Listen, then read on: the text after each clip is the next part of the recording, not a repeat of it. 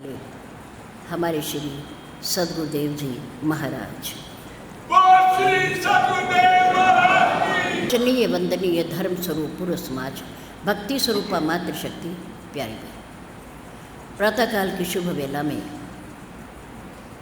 श्री राधा कृष्ण सनातन धर्म मंदिर के पवित्र प्रांगण में परम पूज्य गुरुदेव जी के चरणारविंद में परमपिता परमात्मा को साक्षी मानते हुए अपने अपने पैरों की चौकड़ी लगाकर बैठते हुए, शरीर को सीधा रखते हुए, मन को अपने पास लाते हुए, चित्त वृत्ति को एकाग्र करके बैठते हुए, चेहरे को मंच की ओर रखते हुए, आंखें खोल करके बैठते हुए, किसी भी प्रकार की हलचल को रोकते हुए, शांति का दान देते हुए, समय का सदुपयोग करते हुए, धर्ममय वातावरण में धर्म की चर्चा, जीवन सुधार की चर्चा, प्रभु की पवित्र पावनी चर्चा कहने और सुनने का प्रयास कीजिए।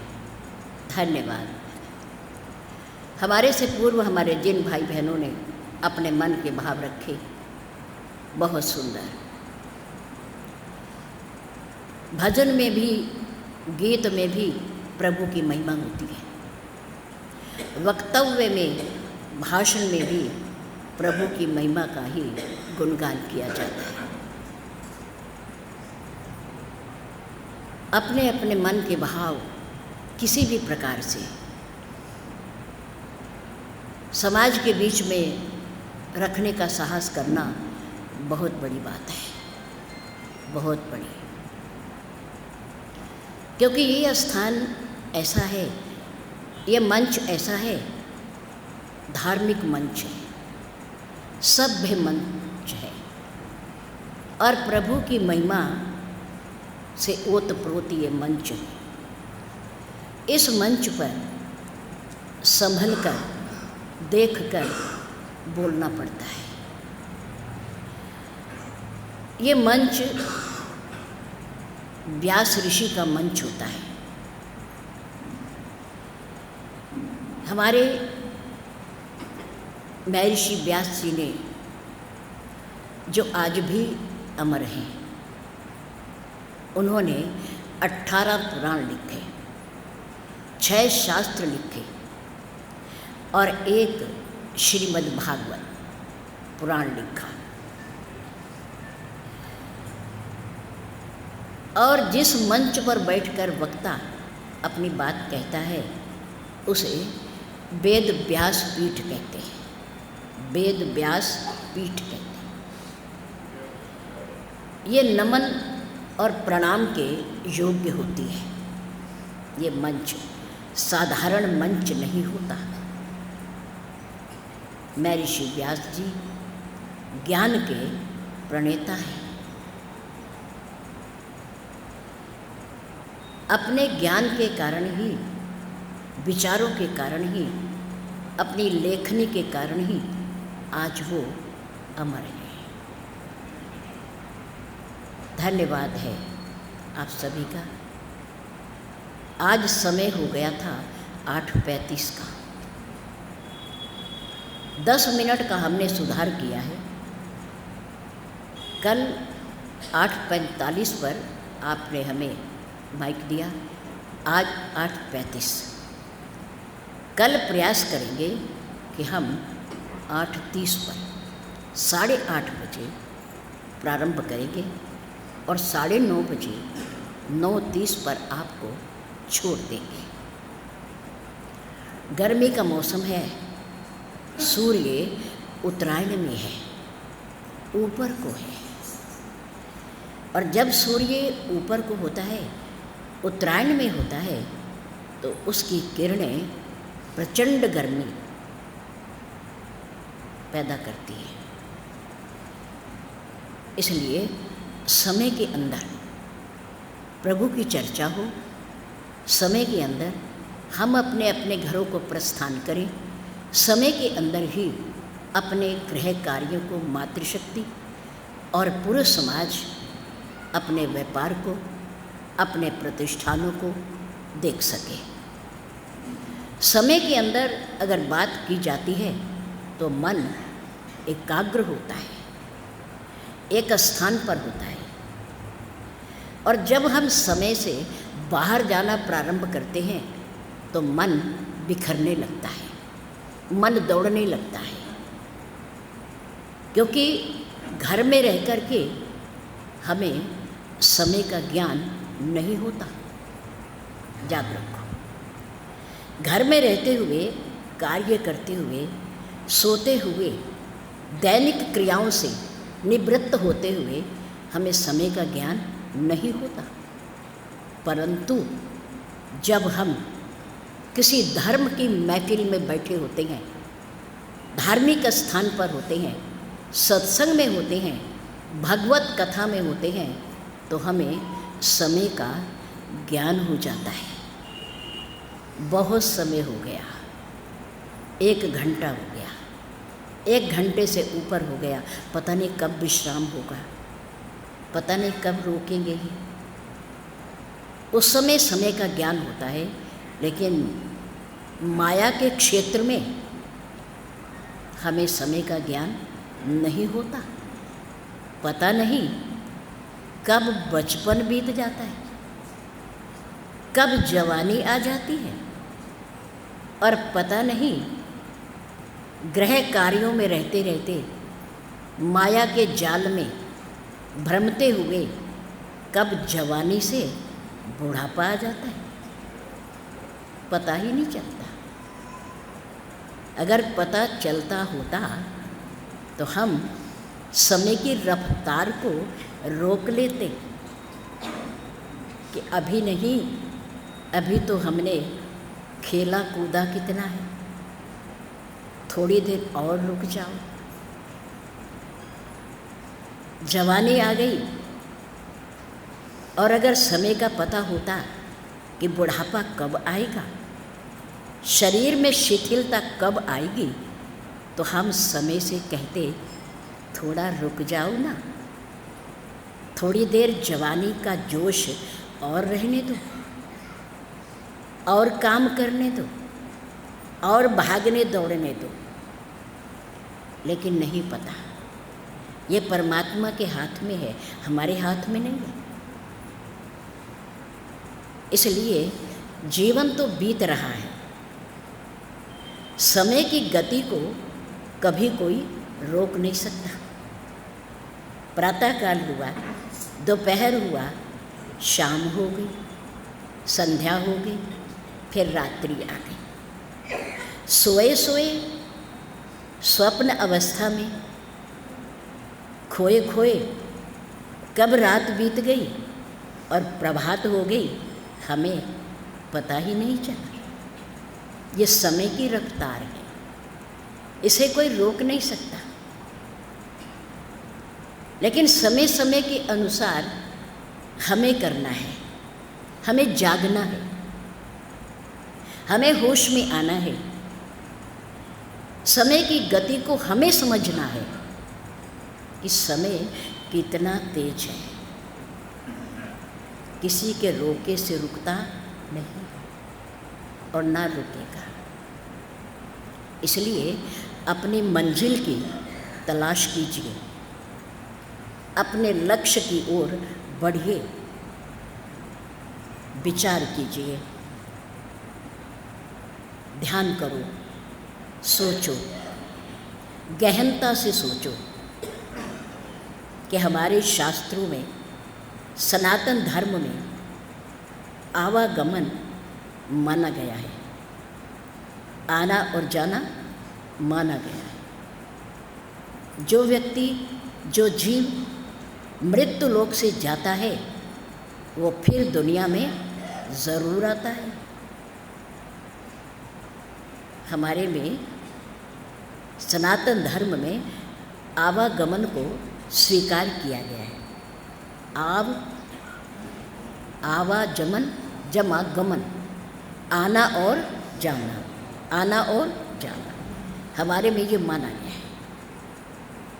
ये संस्कृति है, प्रकृति का नियम है, कर्मों के हिसाब से। तो कर्मों के हिसाब से 84 लाख योनियों का धार्मिक ग्रंथों में वर्णन किया गया है। 84 लाख। 84 लाख योनियां कब बनी? जब सृष्टि बनी, रचना हुई, मनुष्य बना और उसने नाना प्रकार के अपने स्वार्थ के लिए कर्म किए। मोह जाल में फंसकर अच्छे और बुरे, पाप और पुण्य कर्म किए और उन कर्मों को भोगने के लिए परमात्मा ने विधान बनाया, एक नियम बनाया कि जो जैसा कर्म करेगा वो वैसा ही फल भोगेगा। और उस कर्म के फल को भोगने के लिए कौन सी योनि कब कहाँ मिलेगी, ये मनुष्य के हाथ में नहीं। किसके हाथ में है? परमात्मा के हाथ, ईश्वर के हाथ में है, ये हमारे हाथ में नहीं। हम केवल क्या कर सकते हैं? कर्म कर सकते हैं। हम केवल कर्म कर सकते हैं। उसका फल, परिणाम स्वरूप हमें क्या फल मिलेगा, यह हमारे हाथ में नहीं है। वो अच्छा है या बुरा है, कैसा भी है, उसका फल हमारे हाथ में नहीं। किसके हाथ में है? परमात्मा के हाथ में। और याद रखो, पाप कर्म किया नहीं जाता है। कौन झूठ बोलना चाहता है? कौन चोरी करना चाहता है?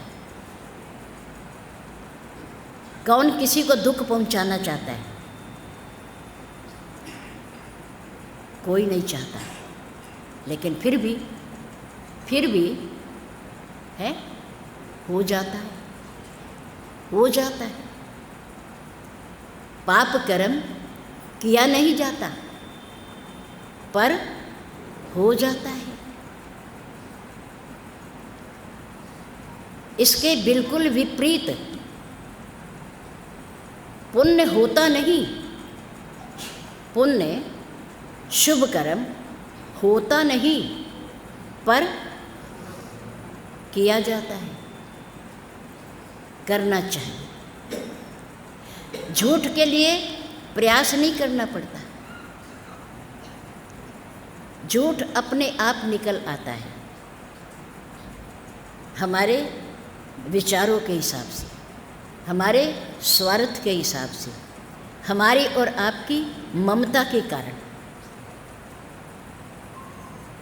झूठ बुलवा देती है ममता, स्वार्थ झूठ बुलवा देता है, बुरा करवा देता है, पाप करवा देता है। लेकिन पुण्य होता नहीं है पर पुण्य करना पड़ता है, करना पड़ता है, उसके लिए प्रयास करना पड़ता है। अब आप प्रयास कर रहे हो, सत्संग में आने के लिए आप थोड़ा जल्दी उठ रहे हो, जल्दी स्नान कर रहे हो, जल्दी यहाँ आने की सोचते हो, पुरुषार्थ कर रहे हो कि हकीकत नगर जाना है, मंदिर में जाना है, कथा हो रही है। कथा के लिए स्वतः प्रयास नहीं होता, करना पड़ता है। कहीं भी हो कथा, श्रीमद् भागवत चल रही हो, श्री रामचरितमानस गाया जा रहा हो, उसके लिए स्वतः नहीं आया जाता पर उसके लिए पुरुषार्थ किया जाता है, प्रयास किया जाता है। पर पाप अपने आप हो जाता है, उसे किया नहीं जाता। पर इन दोनों कर्मों का, पाप और पुण्य का, अच्छाई और बुराई का, हमें फल ज़रूर भोगना पड़ेगा और आना पड़ेगा। इन कर्मों से बचने के लिए, कर्मों की मार से बचने के लिए महर्षि वशिष्ठ कहाँ गए? कल प्रकरण में हमने बताया कि एक बार एकांत पाकर, राम जी ने बुलाया नहीं, निमंत्रण नहीं भेजा, अपने मन से स्वतः अपने मन से उन्होंने विचार किया कि इस कर्म को करते करते अपने यजमानों के पाप और पुण्य को लेते लेते क्या सारा जीवन बीत जाएगा? मैं अपने लिए कुछ नहीं करूँगा। अपने मन से अपने लिए मेरे से कुछ नहीं होगा। इस विचार को लेकर के राम जी के राजा बनने के बाद एक बार गुरु वशिष्ठ भगवान राम के पास उनके कक्ष में मिलने की अनुमति लेकर आए, वहाँ पधारे। एक बार वशिष्ठ मुनि आए, कहाँ? जहाँ राम सुख धाम सुहाई, जहाँ पर सुख के भंडार, आनंद के भंडार मेरे राम अपने कक्ष में विराजमान थे। आए और राम जी ने पूज्य गुरुदेव जी को आते देख करके भाग करके उठ करके क्या किया? प्रणाम किया। अति आदर गुरुदेव के आगमन पर, आने पर, ये प्रभु राम हमें सिखा रहे हैं। वो तो परमात्मा है, वो तो ईश्वर है, पर हमें बता रहे हैं कि हमारे गुरुदेव आ रहे हो, हमें दिखाई दे जाए, हमारे घर पधार रहे हो, तो हमें क्या करना चाहिए? हमें क्या करना चाहिए? अति आदर रघुनायक कीना, पूज्य गुरुदेव जी को आगे बढ़ कर के उनका स्वागत करते हुए उन्हें अपने कक्ष में लाए, सुंदर आसन पर बिठाया, गले में फूल माला डाली, श्री चरणों में झुक करके प्रणाम किया और लोटे में जल ला करके परात में अपने पूज्य गुरुदेव जी के श्री चरणों का प्रक्षालन किया, धोया। पद पखारी लिखा हुआ है, पद पखारी, चरण कमलों को पखारा, जल से धोया। जिस जल से श्री चरणों को धोया गया वो अब जल नहीं है, वो क्या बन गया? चरणामृत बन गया। अब वो जल नहीं रहा, क्या बन गया? चरणामृत बन गया। पद पखारी पादोदक लीना, चरणामृत जो चरण को धोने से बना, उस चरणामृत को प्रभु श्री राम जी ने प्राकृतिक लीला करते हुए, विश्व के रंगमंच पर अभिनय करते हुए, नाटक करते हुए, जिनके श्री चरणों से गंगा निकली हो, जिन श्री चरणों की धूलि को बड़े बड़े महापुरुष तरसते हों, उन भगवान ने, उन श्री राम जी ने अपने पूज्य गुरुदेव जी के चरणों को धोया और चरणों के चरणामृत को ग्रहण किया, पिया। पादोदक लीना, श्री चरणों का चरणामृत पिया। अति आदर रघुनायक कीना, करना चाहिए, बड़ों का सम्मान करना चाहिए, बड़ों के श्री चरणों में झुकना चाहिए। बड़ों के आगे झुकने में, उनका सम्मान करने में इसका परिणाम क्या होता है, इसे आज तक हमने समझा, पूरी तरह से नहीं समझा। कर तो देते हैं, पर आजकल प्रणाम करने का ढंग ही बदल गया। चरणों में प्रणाम तो होता ही नहीं। क्यों? आप सब बैठे हो, अपने पूज्य माता पिता को, अपने से बड़ों को, बड़ा भाई हो, रिश्ते में कोई भी बड़ा मिल जाए तो क्या करना चाहिए? उनके श्री चरणों में प्रणाम, श्री चरणों में प्रणाम करना चाहिए, घुटनों पे प्रणाम नहीं करना चाहिए। हम क्या करते हैं? सिर्फ कमर के एक हिस्से को झुकाते हैं, एक हाथ को थोड़ा नीचे करते हैं, घुटनों तक ले जाते भी नहीं पूरा। प्रणाम गलत बात। हमारे राम ने हमें क्या सिखाया है? अति आदर रघुनायक कीना, पद पखारी पादोतक लीना। पूरे शरीर को झुकाकर दोनों हाथों से पूज्य गुरुदेव जी के, पूज्य माता पिता जी के श्री चरणों को छूना चाहिए। चरणों को छूकर प्रणाम होता है। केवल एक कंधा झुका देने से प्रणाम नहीं होता।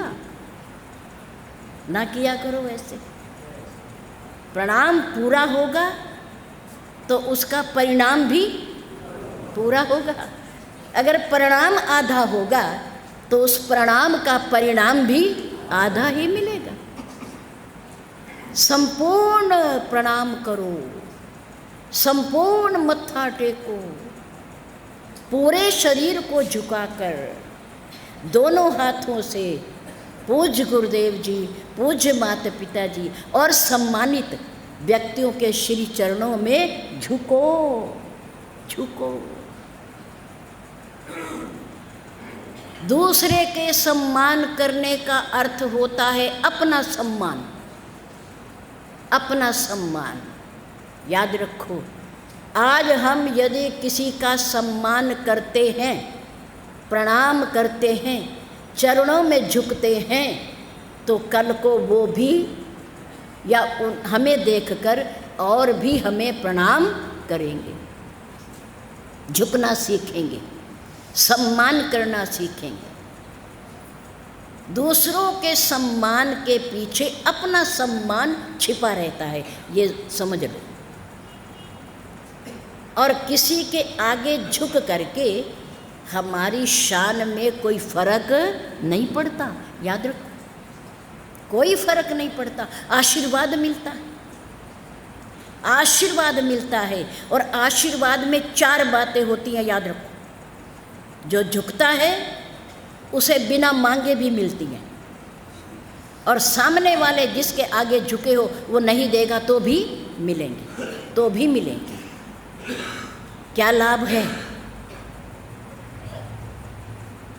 जिसके आगे झुका जाता है वो आशीर्वाद देता है, और उसके आशीर्वाद में 4 बातें छिपी हैं। नंबर 1 आयु, नंबर 2 बल, नंबर 3 यश, नंबर 4 बुद्धि।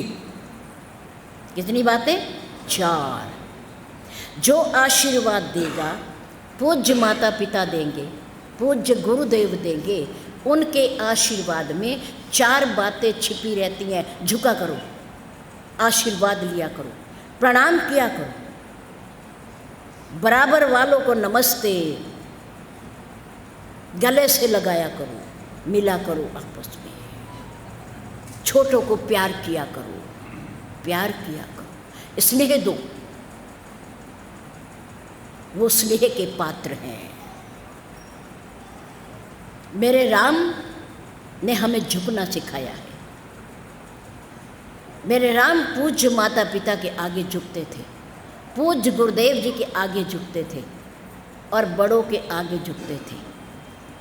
अपने पुराने मंत्री, अपने पूज्य पिताजी के मंत्री को तात कहकर पुकारते थे, पिता कहकर पुकारते थे, और उनको भी प्रणाम करते थे, उनको भी प्रणाम, उन्हें आशीर्वाद मिलता था। आयु, बल, यश, बुद्धि, आशीर्वाद में ये 4 हैं, 4 हैं। हनुमान जी परीक्षा लेने आई, सांपों की माता सुरसा के आगे झुके, झुके, छोटे बन करके झुके। जस जस सुरसा बदन बढ़ावा, तासु दून कपि रूप देखो। सत जो जन तेहि आनन कीना, अति लघु रूप पवन सुत लेना। बदन बैठ पुनि बाहर आवा, मांगा विदा ताही है। क्या करा? हाथ जोड़ करके विदा मांगते हुए क्या करा?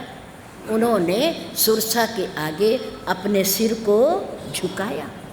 मांगी विदा ताही सिर नावा, उसके आगे सिर झुकाया और कहा, माँ मैं जाऊं, अब मैं जाऊं?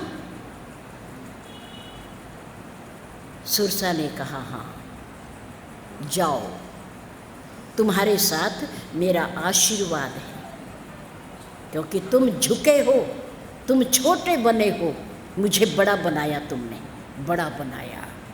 मांगी विदा ताही सिर नावा। माँ ने कहा, राम काज सब करी हूँ, तुम बल बुद्धि निधान। मेरे आशीर्वाद से तुम्हें बुद्धि प्राप्त होगी, बल प्राप्त होगा, और मेरा मन ये कहता है कि तुम राज कार्य में, राम कार्य में सफल होकर लौटोगे। मिला कि नहीं मिला? हैं? आशीर्वाद मिला। प्रणाम किया। प्रणाम का परिणाम होता है आयु का मिलना। कहते हैं दीर्घजीवी भव, लंबी उम्र हो, दीर्घजीवी भव, तेजस्वी भव, बल मिले तुम्हें, शक्ति मिले तुम्हें, यशस्वी भव, तुम्हारा यश बढ़े, दुनिया में यश बढ़े। दीर्घजीवी भव, यशस्वी भव, तेजस्वी भव, ये बड़े आशीर्वाद देते हैं जब हम उनको प्रणाम करते हैं। ये प्रणाम का परिणाम है। हनुमान जी को सुरसा ने दिया, राम काज सब करी हूँ, तुम बल बुद्धि निधान। आशीष देई गई सो, हर्षि चलियो हनुमान। हनुमान जी ने कहा, शुभारंभ अच्छा हुआ है, शुभारंभ अच्छा हुआ है। माँ की परीक्षा में पास हो गया हूँ, आशीर्वाद मिल गया है। पहला पड़ाव है यात्रा का, यात्रा का पहला पड़ाव अच्छा निकला, आशीर्वाद मिल गया, बल और बुद्धि का आशीर्वाद मिल गया। सीता जी के सामने हनुमान जी झुके। मेरे राम ने कहा, माँ सीता कहने लगी, हनुमान जिस नगरी में तुम आए हो, इस नगरी में बड़े बड़े बलवान राक्षस हैं, शक्तिशाली हैं, तुम अकेले उनका सामना कैसे करोगे? कैसे करोगे? उस समय हनुमान जी ने अपना बड़ा रूप माँ को दिखाया, बड़ा रूप। माँ हनुमान जी के उस बड़े रूप को देखकर अति प्रसन्न हो गई। आशीष दीन राम प्रिय जाना, राम का प्रिय जानकर मन वचन और कर्म से राम का सेवक जानते हुए माँ सीता ने पहली बार हनुमान जी को आशीर्वाद दिया। पहली बार, आप देखना, पढ़ना। आशीष दीन राम प्रिय जाना, होहु तात बलशील निधाना। अजर अमर गुण निधि सुत होऊ, करहु बहुत रघुनायक छोहू। हनुमान मेरे राम, मेरे स्वामी सदा तेरे पर कृपा करें। जय श्री राम, जय श्री राम। करें, तुम उनकी कृपा के पात्र बनो। पात्र बनो, करही कृपा। मेरे स्वामी मेरे ऊपर कृपा करें। माँ, उनकी कृपा के बिना तो इस दुनिया में कुछ सुलभ भी नहीं है। बहुत अच्छा आशीर्वाद दिया। अजर अमर होने का, गुणी होने का आशीर्वाद तो मुझे बहुत मिल चुका है, बहुतों ने दिया है मुझे, लेकिन प्रभु की कृपा का आशीर्वाद आज आपसे मिला है, आज आपसे मिला है। क्योंकि जिस पर मेरे राम की कृपा होती है, मेरी माँ, जा पर कृपा राम की होई, ता पर कृपा करे सबको, करे सबको। उसमें देवता और राक्षस कुछ नहीं है, भला और बुरा कुछ नहीं है। जिस पर मेरे राम कृपा कर देते हैं, उस पर दुनिया का हर प्राणी कृपा बरसाता है, कृपा करता है, स्वाभाविक कृपा करता है। आज मेरा मन आपके आशीर्वाद से कि तेरे राम तुझ पर कृपा करे, मेरी राम मेरे स्वामी तेरे पर कृपा करे, मेरा मन गदगद हो गया। करही कृपा प्रभु अस सुनी काना, निर्भर प्रेम मगन हनुमान। अंदर तक प्रेम से भरपूर हो गए हनुमान जी। निर्भर प्रेम मगन हनुमाना। एक क्षण के लिए आंतरिक मुख हो करके परमात्मा को निहारने लगे। मेरे राम मुझ पर कृपा करें, मुझ पर। हनुमान जी ने कहा, माँ, मेरे राम मुझ पर कृपा करे। ऐसा आशीर्वाद पाकर के आज मैं कृत्य हो गया हूँ माँ, मैं कृतार्थ हो गया हूँ। ये आशीर्वाद आज तक मुझे किसी ने नहीं दिया, किसी ने नहीं दिया जो आज आपने दिया। अब कृत्य भयऊ मैं माता। और मैं समझता हूँ कि आपका आशीर्वाद अमोघ है, अमोघ है, जिसका निशाना कभी चूकता नहीं है। आपने कह दिया कृपा करें, तो मेरे राम मेरे ऊपर जरूर कृपा करेंगे, जरूर कृपा करेंगे। सुनहु मात, हनुमान जी ने कहा, अपना आशीर्वाद तो हो गया, प्रभु की कृपा तो मिल गई, अब आपका पता भी चल गया, आपसे वार्तालाप भी हो गया।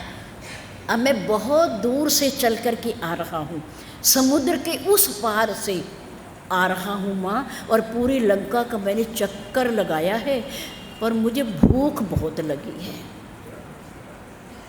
मैं भूखा हूँ।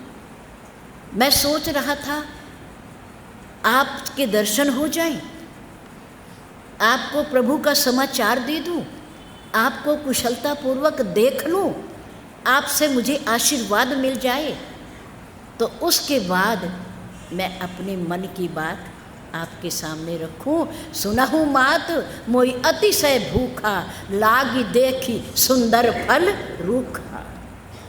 और यह बगीचा भी बहुत सुंदर है, इसके फलों से भरे हुए वृक्ष भी बहुत सुंदर है। सुंदर फलों को देख करके मुझे, अगर फल ना होते तो भूख ना भी लगती, लेकिन माँ फल है तो मुझे भूख लग आई है।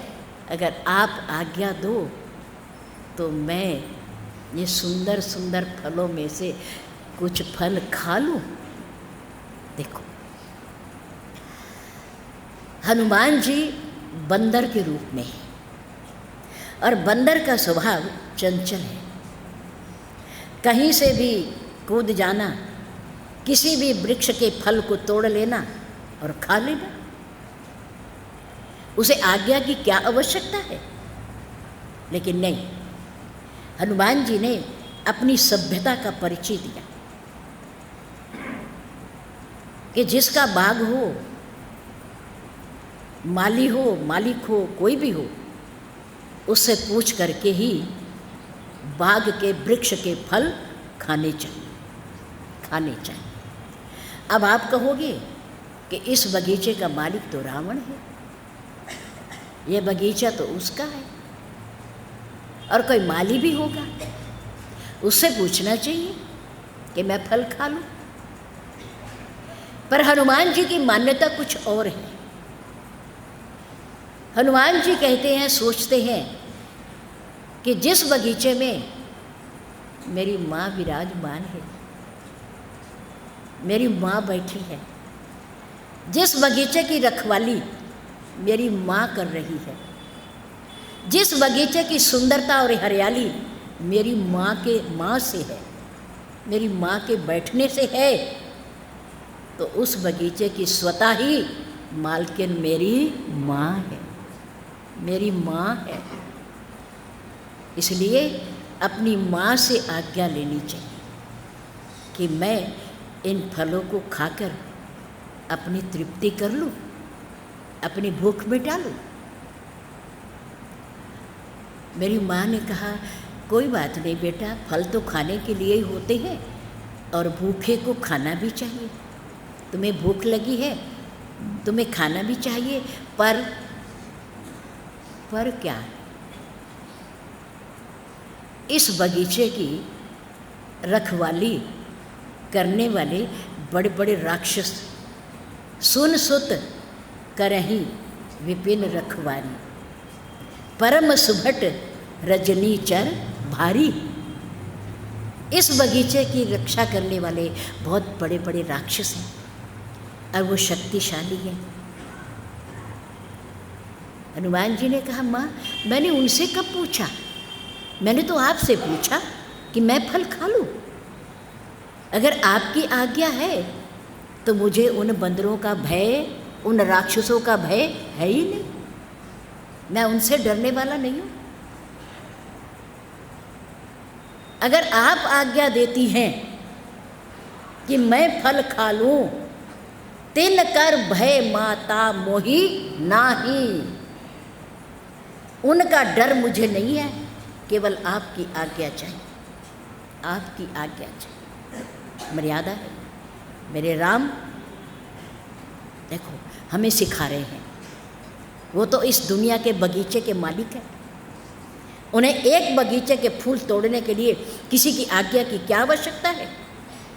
लेकिन नहीं, मेरे राम कहते हैं इस समय मैं मानव के रूप में हूँ और मैं मानव के सभी नियमों का, कानूनों का पालन करूँगा, मर्यादा का पालन करूँगा।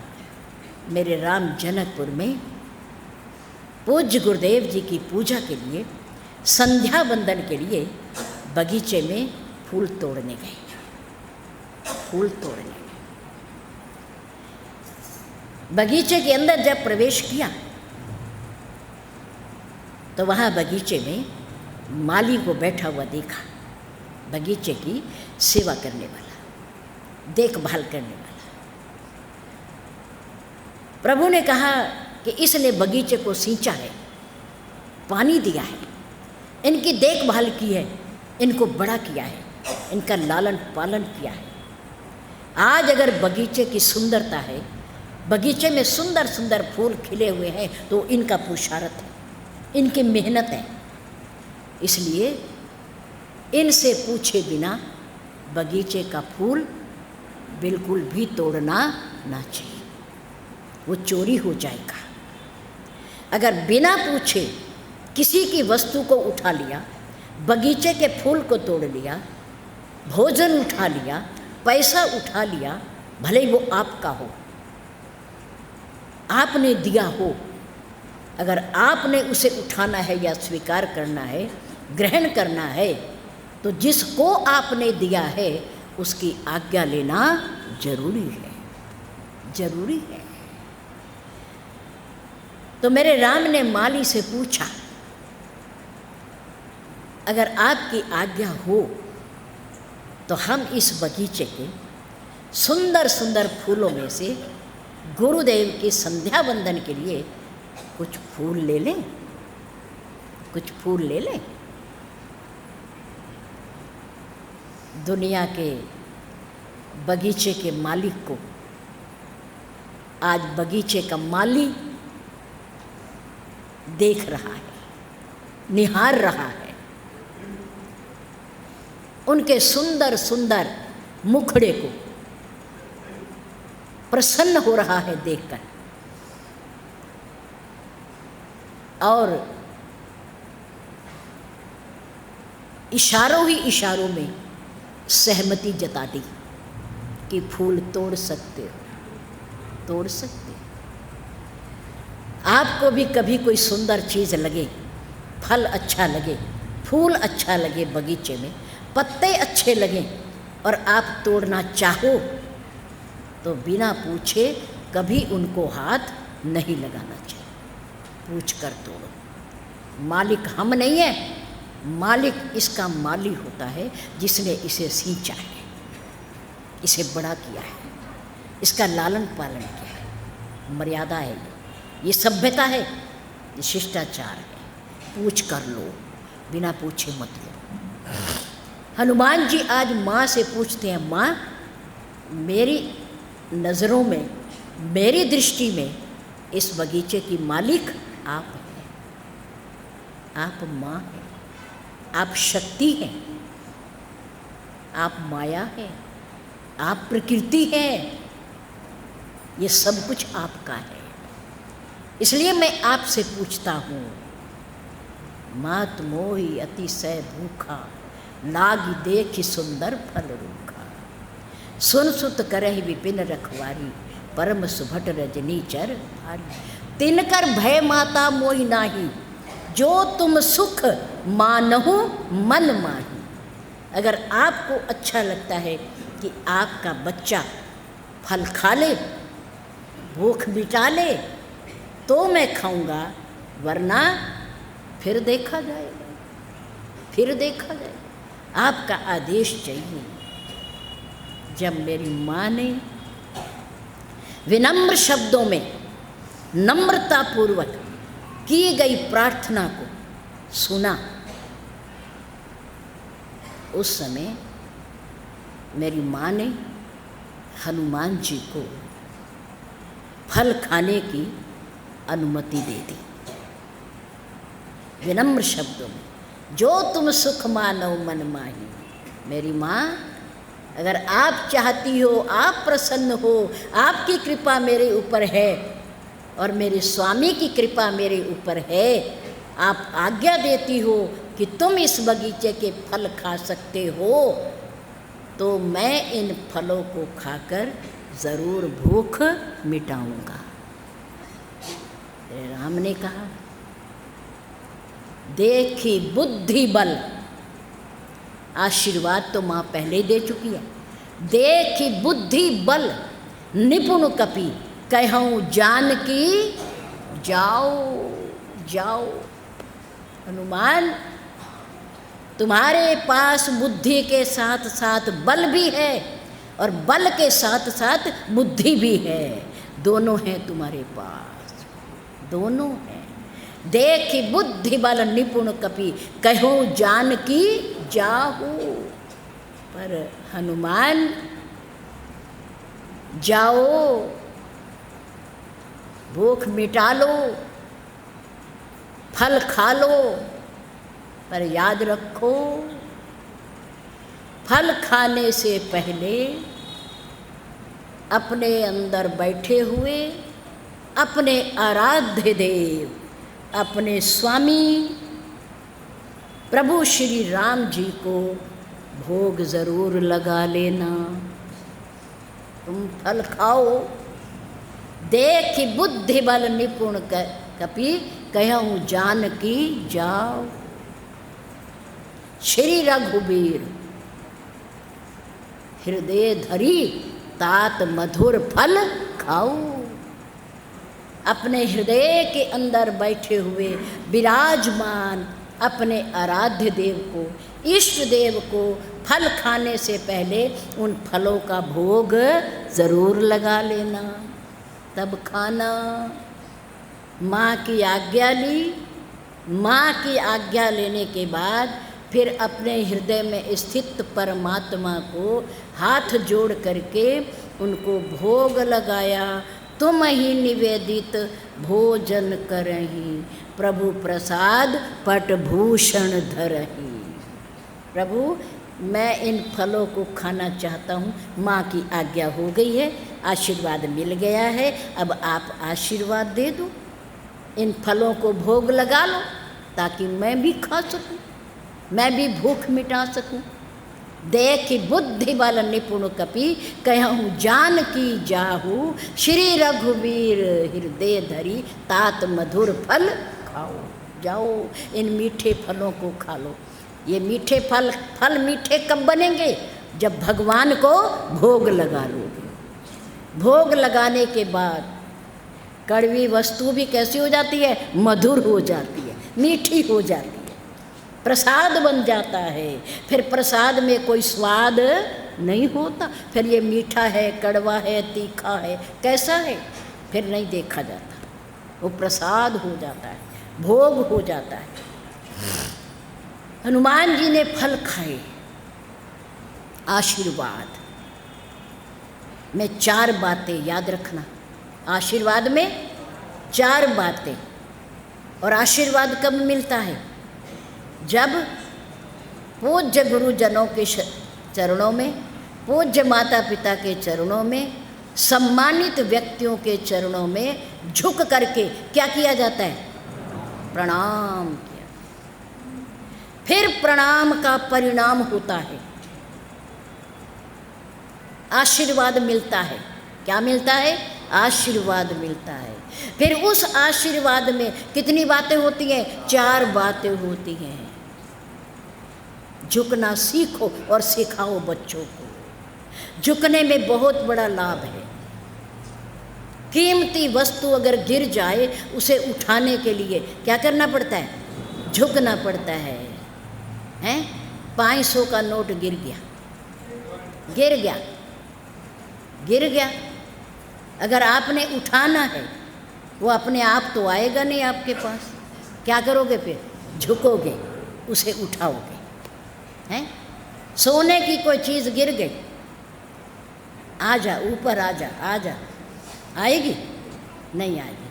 अगर आपने उठानी है, आपको ज़रूरत है, तो आपको झुकना पड़ेगा।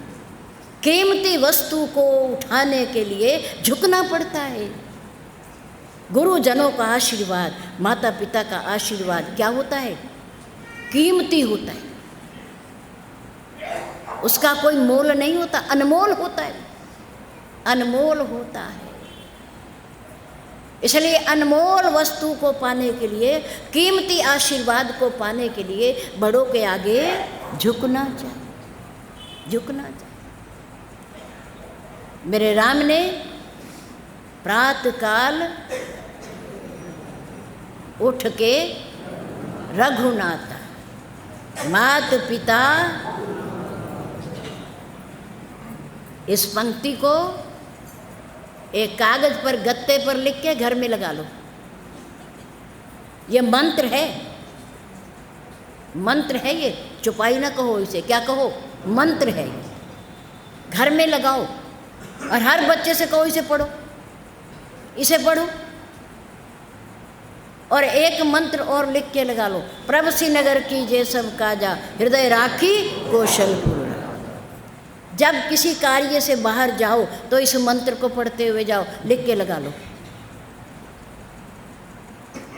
माता पिता का आशीर्वाद लेके जाओ और उस मंत्र को पढ़ते हुए जाओ। इसमें कोई संदेह नहीं कि आपका कार्य पूरा ना हो। लंकनी ने यही आशीर्वाद दिया था हनुमान जी को। बहुत रुकावटों का सामना करते हुए यहाँ तक पहुँचे हो, लंका में आए हो, विदेश में आए हो, और विदेश में अंदर प्रवेश करने से पहले अपने हृदय के अंदर स्थित परमात्मा से प्रार्थना करो, प्रभ श्रीनगर की जे सब काजा, हृदय राखी कौशल। अपने इष्ट देव को अपने साथ लेके जाओ, अकेले न जाओ, अकेले न जाओ।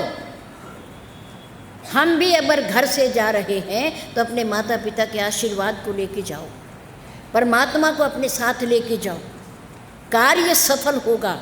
और जब लौट करके आओ तो उनका धन्यवाद करो, उनका धन्यवाद करो कि आपकी कृपा से हमारा कार्य सफल हो गया।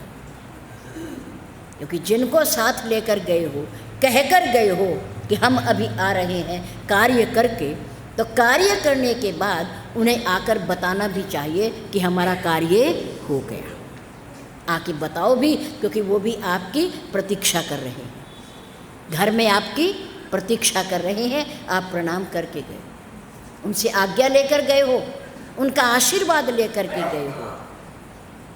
अपने लक्ष्य की प्राप्ति के लिए ये बहुत ज़रूरी है। तो महर्षि वशिष्ठ जी एक बार वशिष्ठ मुनि आए, जहाँ राम सुखधाम सुहाए, आनंद के भंडार, जहाँ मेरे राम जिस कक्ष में बैठे हैं उस कक्ष में आए एकांत पा करके। क्योंकि अपने मन की बात एकांत में, अकेले में किसी के सामने रखी जाती है, रहस्यमय बात। अति आदर रघुनायक कीना, अपने पूज्य गुरुदेव जी का बड़ा सम्मान किया मेरे राम ने। आगे बढ़ कर के उन्हें साथ लिया और आसन पर बिठाया, नीचे बैठ करके जल लेकर के लोटे में और उनके चरणों का प्रक्षालन किया। फिर चरणों का चरणामृत लिया और फिर प्रार्थना की, गुरुदेव आप आए, आज मुझे धन्य किया आपने, मैं कृत हो गया, आपकी कृपा मेरे ऊपर हो गई, मैं आज बहुत खुश हूँ। उस समय महर्षि वशिष्ठ ने बड़ी सुंदर बात कही कि आज हमारा और आपका जो संबंध है वो बदल जाएगा। अब आपकी लीला पूरी हो गई, आपका अभिनय पूरा हो गया, आपका नाटक पूरा हो गया, जिसलिए आप आए थे, आप राजा बन गए हो। लेकिन आज आपका और मेरा संबंध बदल जाएगा, गुरु और शिष्य का, सेवक और स्वामी का। आज से आप मेरे शिष्य नहीं, बल्कि मैं आपका शिष्य हूँ, मैं आपका शिष्य हूँ और आप मेरे स्वामी हैं, आप मेरे स्वामी हैं। राम जी अपने पूज्य गुरुदेव की बात को सुनने पर हैरान हैं कि आज हो क्या रहा है, आज ये क्या कह रहे हैं, उल्टी भाषा क्यों बोल रहे हैं,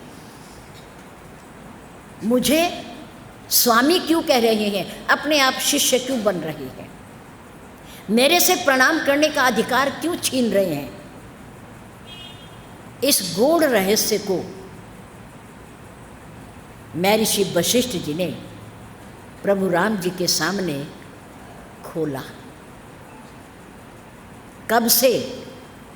तब से जब से सूर्य कुल के महर्षि वशिष्ठ कुल गुरु बन करके आए। बनना नहीं चाहते थे, उन्हें बनाया गया, उन्हें बनाया गया, वो बनना नहीं चाहते थे।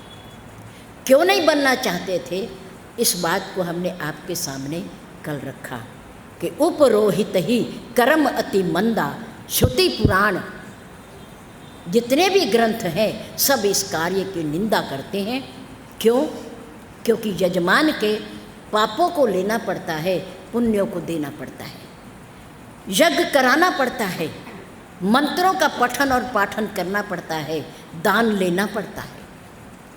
पता नहीं यजमान की कमाई कैसी है, कैसा कमाया धन, और वो दान के रूप में हमें दे रहा है, और उसे पचाने के लिए फिर उपरोहित को दान भी करना पड़ता है, आगे दान देना भी पड़ता है।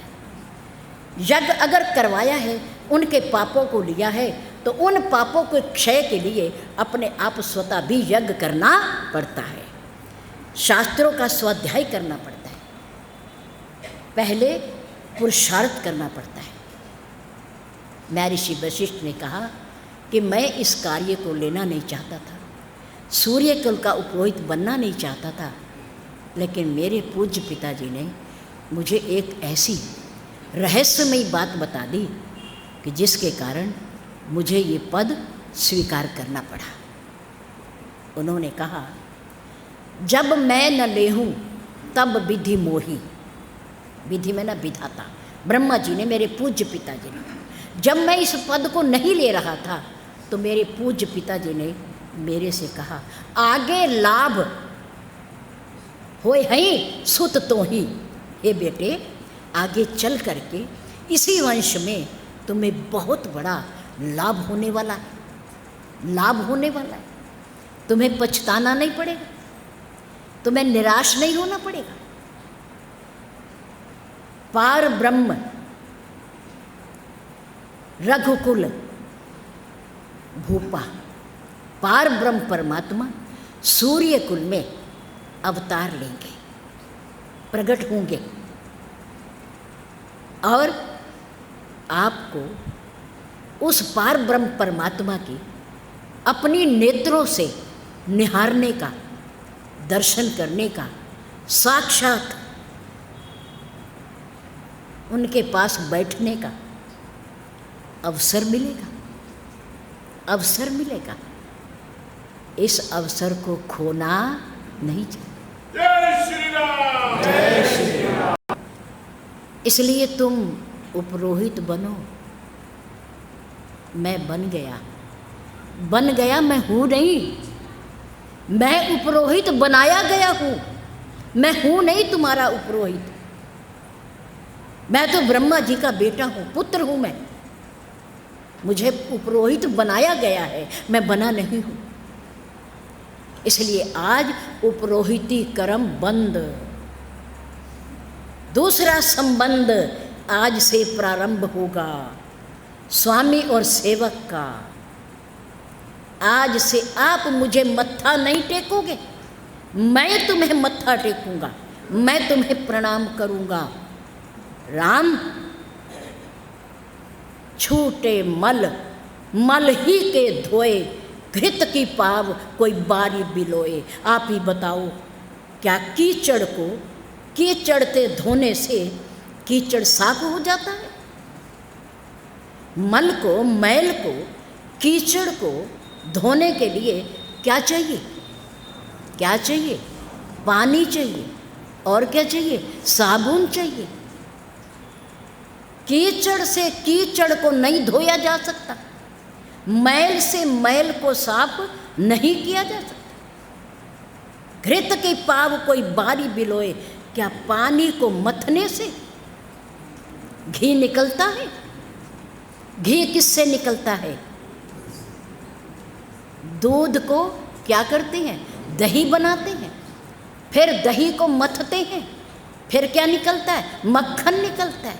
फिर मक्खन को तपाते हैं तो क्या मिलता है? घी मिलता है, घी मिलता है।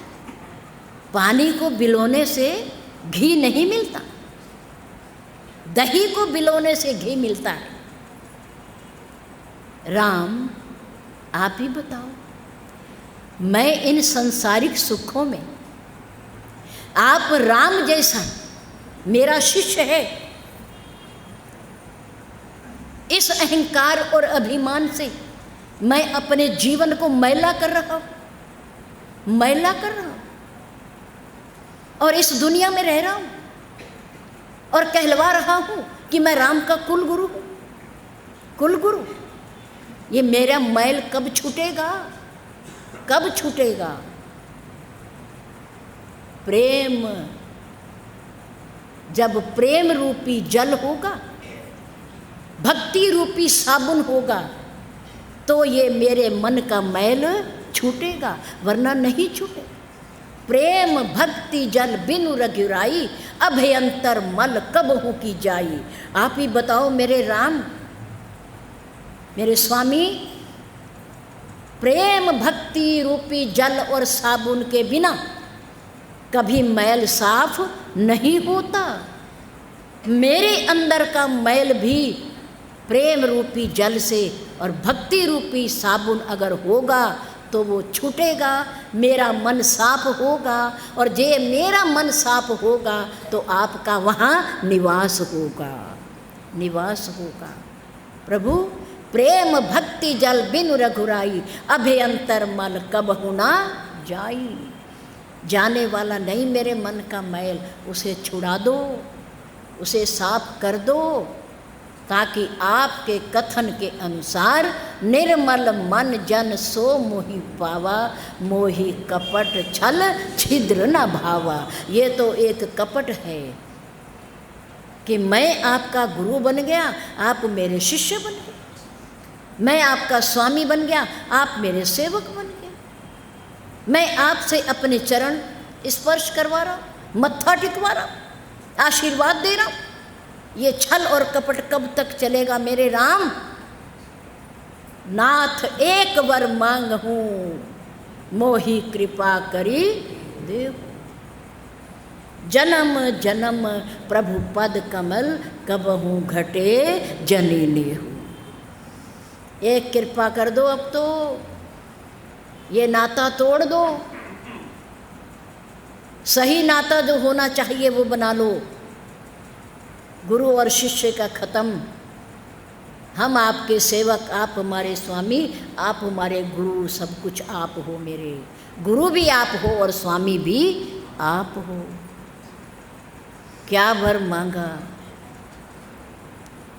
जब भगवान से जीवन को सफल करने के लिए, अपनी मंजिल को पाने के लिए एक कुल गुरु अपने शिष्य के सामने खड़ा होकर हाथ जोड़कर कह रहा है, बार बार वर मांगो, नाथ एक वर मांगहूँ, मोहि कृपा करी, कृपा करो, कृपा करो। तो हम तो हैं ही क्या, वो तो ब्रह्मा जी के बेटे, राम जी के कुल गुरु, सूर्यवंश के, रघुकुल के, और शक्तिशाली, समर्थ, तीनों कालों के ज्ञाता।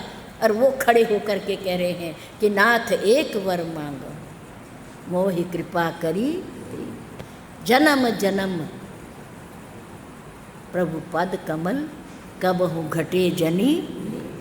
आपके चरणों का प्रेम कभी कम ना हो, कम ना हो, ऐसा वरदान मुझे दे दो, ऐसी कृपा कर दो मेरे ऊपर। गुरु कह रहा है शिष्य को, क्यों? अपने जीवन की मंजिल को प्राप्त करने के लिए। हम और आप भी यही प्रार्थना करें, भगवान के आगे बैठ, यही मांगे और कुछ ना मांगे। अगर ये मिल गया ना तो सब मिल गया, सब कुछ मिल गया, सब अपने हो गए। अगर ये नहीं मिला मनुष्य होते हुए, तो मानो हमने कुछ भी नहीं पाया, हम खाली, हम शून्य, हमारे पास कुछ नहीं। महर्षि वशिष्ठ जी ने आगे क्या कहा उसकी चर्चा कर लो।